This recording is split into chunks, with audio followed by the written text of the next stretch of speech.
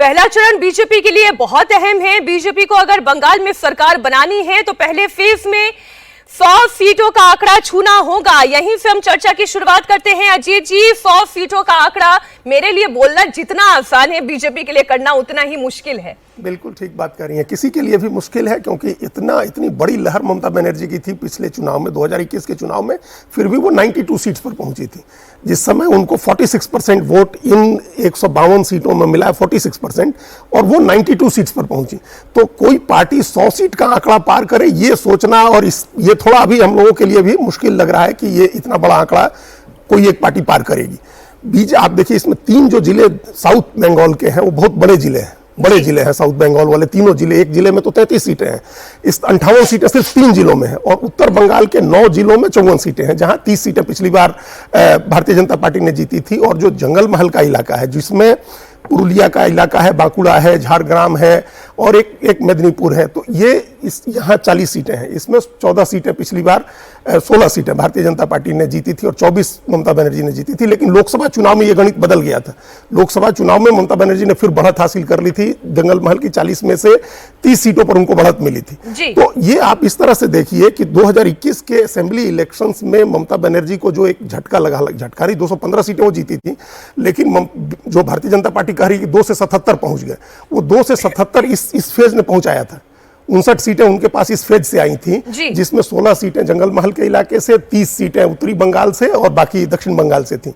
इन सभी इलाकों में 40% के करीब वोट शेयर अपना बचाए रखना और इन सीटों को रिटेन करना, ये अपने आप में बड़ी चुनौती है। ऐड तो क्या होगा, वो रिटेन ही नहीं करना है बल्कि सीटों को बढ़ाना भी है। पहले फेज में बीजेपी के कई दिग्गजों की साख दांव पर है। शुभेंदु अधिकारी नंदीग्राम से मैदान में है, दिलीप घोष खड़गपुर से, आसनसोल साउथ से अग्निमित्रा पॉल, निशित प्रमाणिका माथा भंगा से मैदान में है। तो वहीं टीएमसी के बागी हुमायूं कबीर रेजीनगर और नाओदा सीट पर चुनाव लड़ रहे हैं। आज वोट डालने भी पहुंचे रेजीनगर से हुमायूं कबीर के सामने मुकाबले में अताउर रहमान है। बहरामपुर से इस बार कांग्रेस के अधीर रंजन चौधरी के साख भी दांव पर है। जल्दी से कुछ रिपोर्ट हम आपके सामने रख दें। पश्चिम बंगाल में इस बार महिलाएं कैसे बढ़ चढ़कर वोट डालने के लिए निकल रही हैं। खासतौर से मुस्लिम बहुल इलाके मालदा और मुर्शिदाबाद में बंपर वोटिंग हो रही है। मुर्शिदाबाद में हुमायूं कबीर की जहांगीरपुर सीट पर 23% वोट पड़ा है। मुर्शिदाबाद में शामसिरगंज में 25% से ज्यादा मतदान हो चुका है। बंगाल के हर बूथ से लगातार लाइव रिपोर्ट हम आपको दिखाएंगे। पोलिंग स्टेशन पर वोटर्स की लंबी कतारें आपको दिखाएंगे। महिलाएं जब वोट डालने के लिए निकलती हैं तो उनके मन में सवाल क्या है, वो चाहती क्या है, वो सुरक्षा है, क्या उन्हें आर्जिकर याद है, क्या उन्हें संदेश खाली याद है, या फिर ममता बनर्जी के द्वारा दी जा रही वो तमाम योजनाएं, वो राशि उन्हें याद है। आप देखें, हैदरपुर से ही हमारे ग्राउंड संवाददाता इस वक्त मनीष भट्टाचार्य वहां पर मौजूद है, उनकी एक रिपोर्ट। बात बता रहे हैं कि यहाँ पर इतना ज्यादा लोग डरे हुए हैं, कोई वोट देने फालतू बात है, वो सब बेकार का बात है। यहाँ तो सब शांतिपूर्ण वोट होता है। बीजेपी का बात जो है तो उसका तो देगा ही बीजेपी को, जो वोट दे रहे हैं। आपको अच्छा कौन लगता है? हमको तो जोड़ा फूल टीएमसी अच्छा लग रहा है। क्या नाम है? एमडी मनीरुल हक। मनीरुल हक, यहाँ बंगाल में मुस्लिमों के लिए किसने काम किया? ज़्यादा से ज़्यादा दीदी काम किया है।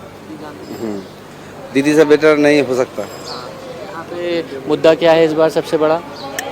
सबसे बड़ा मुद्दा वही जो दीदी जो प्रकल्प लेके आया है ना, 10 प्रकल्प, उसमें दीदी बढ़िया काम किया है। आदमी और भी चाहता है इससे भी बढ़िया काम हो। और दीदी SIR का मुद्दा है? SIR का मुद्दा था, लेकिन 60% तक सही हो गया। चाचा, क्या नाम है आपका? हमारा नाम पांचू शेख। क्या लग रहा है इस बार क्या होगा बंगाल में? अच्छा है, बंगाल में पल्ला भारी है। पल्ला भारी अभी क्या बोलेंगे, आपको जो लगता है वही बता दीजिए। तृणमूल का ही भारी लगता है। तृणमूल का भारी है? काम किया दीदी ने? टीएमसी के। हाँ, टीएमसी। ठीक है। और मोदी जी? उसका जरा गुलमाल है, असुविधा है। हाँ, कंफ्यूजन है। हाँ। दादा की नाम? क्या नाम है आपका? नाडू दत्तो। नाडू दत्तो, दादा ये बताइए कि इस बार बंगाल में क्या लग रहा है, बंगाल में क्या होने वाला है? कौन काम अच्छा कर रहा है बंगाल में? बंगाल में देखिए, बंगाल में हमारे ओपिनियन है तो ये आएगा, वो कम हो जाएगा लेकिन तृणमूल ही आएगा। अब आपने मालदा के हैदरपुर से एक रिपोर्ट देखी, उसमें क्या कहा मतदाता ने? कहा कि मुझे तो टीएमसी का पलड़ा भारी दिख रहा है, मुझे तो ऐसा लग रहा है कि टीएमसी आएगी। आप समझ सकते हैं वो कॉन्स्टिट्यूएंसी कैसी है। पश्चिम बंगाल की मालदा की ही महिलाएं वो किस मुद्दे पर वोट डाल रही हैं, सिक्योरिटी उनके लिए कितना बड़ा मुद्दा है। पोलिंग बूथ के बाहर लाइन में लगी हुई महिलाओं से भी बात की हमारे संवाददाता मनीष ने, उनकी भी बात सुने। क्या नाम है आपका? सोनाली दास। मैं तो देख रहा हूँ यहाँ महिलाओं की बहुत लंबी लाइनें लगी हुई हैं। हाँ के वोट कर रही हैं महिलाएं। हाँ, खुल के वोट ये बार तो देना ही पड़ेगा। क्यों? हाँ, ये बार तो एसआर हो गया ना, ये बार तो वोट तो हम लोग एवरी ये वोट देना पड़ता है। तो लोग बताते बड़ा डर लग रहा है। नहीं, डर क्यों? मेरे लोग डर नहीं लगता। ठीक है, कोई बड़ा भारी दिख रहा है इस बार आप? वो नहीं पता, वो नहीं पता। ठीक है। दीदी क्या नाम है आपका? शांतना चौधरी। शांति जी, मुझे बताइए इस बार क्या लग रहा है, क्या माहौल दिख रहा है आपको बंगाल में? किसने काम पे? काम किसने अच्छा किया? तृणमूल ने। इस बार क्या लग रहा है यहाँ पर, क्या माहौल है बंगाल में? माहौल तो गर्मा गर्मी का है। अब बंगाली का तो ममता है, लेकिन बीजेपी का लग रहा है मुझे। काम किसने अच्छा किया है महिलाओं के लिए यहाँ पे? काम तो अब देखिए, एक ही का भी ऑप्शन था, बीजेपी तो अभी कुछ किया नहीं है, आएगा तो शायद कुछ करेगा, होप सो। दीदी क्या नाम है आपका? बबीता। दीदी, महिलाएं खूब खड़ी हैं लाइन में, देख रहा हूँ वोट डालने के लिए। इस बार क्या सोच के वोट कर रही हैं महिलाएं? কি বলবো, क्या एजेंडा की इशू भाबचो? ভালোই হবে হয়তো।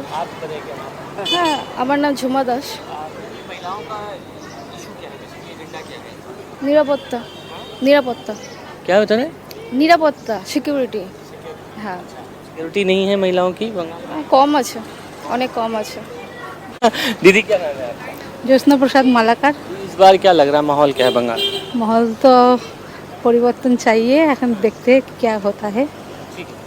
दीदी क्या नाम है आपका? देवी आचार्य। क्या लग रहा है बंगाल में इस बार, क्या माहौल दिख रहा है, कौन बेहतर काम कर रहा है?